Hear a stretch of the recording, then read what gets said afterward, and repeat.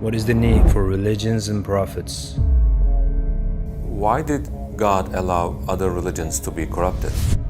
How do you know that the Quran has not changed? Can you leave a child in the middle of the road and ask him to find his home? No. There was never more than one religion. Never.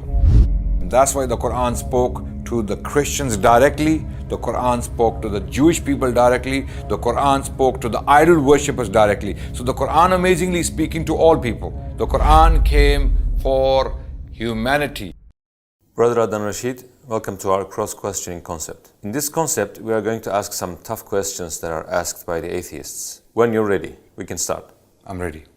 What is the need for religions and prophets? The need for religions and prophets is to guide people. If people don't have guidance, if you don't have a roadmap to live a life, how are you going to live a life? Everyone will be doing everything. So that's why there have to be limits, there have to be regulations, there have to be directions in order to reach our destinations. So we have purpose in life, and that purpose is clarified, defined by religion and prophets. Prophets bring the religion as a roadmap. So prophets are guides. They are guides, and religion is the roadmap. So we follow the roadmap to reach our destination, which is success in this life and the hereafter. Can't we understand it on our own? Can you leave a child in the middle of the road and ask him to find his home? Or if you leave a man in the middle of the desert, somewhere in a huge desert, can that person find his own way without any compass in his hand? No.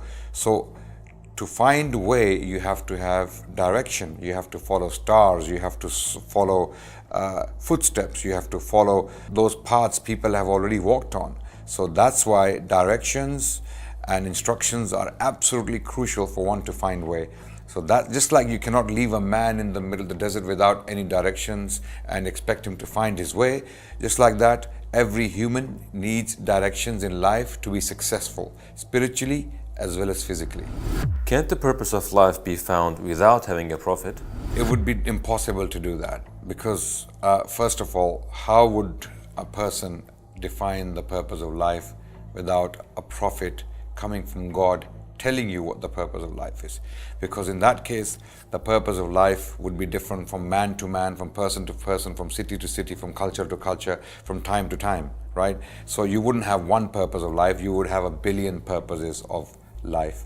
That's why God, who created us, sends the prophets to tell us the ultimate purpose of life, which is to worship God, to make this world a better place. And the only way to do that is to follow your Creator. Just like when a manufacturer makes a car, they send you a booklet, right? And they tell you what the purpose of this car is and how to drive it. So our Creator, who has made us, who has made this universe, knows best what we need to do and how we need to live. And that's why purpose of life comes from the Maker. If there is a Maker and there is a Maker, then He's the one we follow, and His instructions are more important than anyone else's. Why did God allow other religions to be corrupted? God allowed other religions to be corrupted because they were not for eternity. They were not for all of humanity.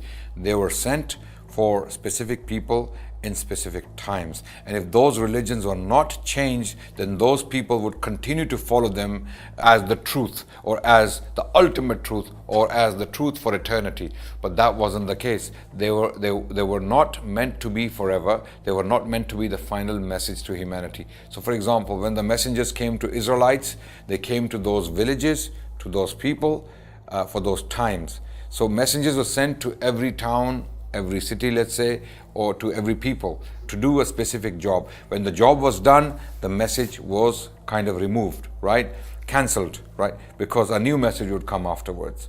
So when new message was coming, what's the point of keeping the old message? So it was, in my opinion, a deliberate method of God telling humanity that this is not for everyone. This is not for all of you. This is for those people for that time, and there is something new coming in the future. Couldn't a single religion come from the beginning? There was never more than one religion. Never. There was always one religion for a people who were confined by the sea, by land, by challenges, by dangers around them. So in the past, people were not traveling around the world as we are today, right? They were very limited by their geography. So when a message came to them, it was only one message to them. Okay, so when Lut came, he came to his people. Lut did not go to the people of Ibrahim. When Yahya alayhi salam came at the time of Isa alayhi salam, Yahya alayhi salam was doing his own job. Isa alayhi salam was doing his own job, right? So even though there could be two prophets at the same time, right? But they are sent for specific jobs to do specific things. So there was only one message with one prophet to one people, right? There was never another message for them, okay? The Quran is unique. The Quran came at a time when the world had become very dynamic. People, especially in the Middle East, they got to know each other. The Christians and the Jews and the Arabs knew each other quite well, right? So the Quran came for all of them. That's why the Quran spoke to the Christians directly. The Quran spoke to the Jewish people directly. The Quran spoke to the idol worshippers directly. So the Quran amazingly speaking to all people. The Quran came for humanity. The Quran came for An-Nas. An-Nas means people. How do you know that the Quran has not changed? Good question. We know that because we have copies from the time of the Prophet's companions. Those people who learnt the Quran directly from the Prophet himself wrote copies of the Quran. Those copies are still available today to us. We can still see them, we can still read them. One of them is found in Topkapi Palace in Turkey, another one is in St. Petersburg, one is in Tashkent, one is in Hosseini Mosque in Egypt, and there are Sana manuscripts, they have been documented. So we can read the Quran from the first century of Islam, when many companions of the Prophet Muhammad were alive, who were themselves potentially reading from these copies. We have those copies. When we do a comparison between those copies, the text and the text we read today, it is exactly the same word by word. Word by word, the copies read by the companions, the disciples of Prophet Muhammad sallallahu alaihi wasallam are exactly the same as copies we read today. This is how we know that the Quran has not changed.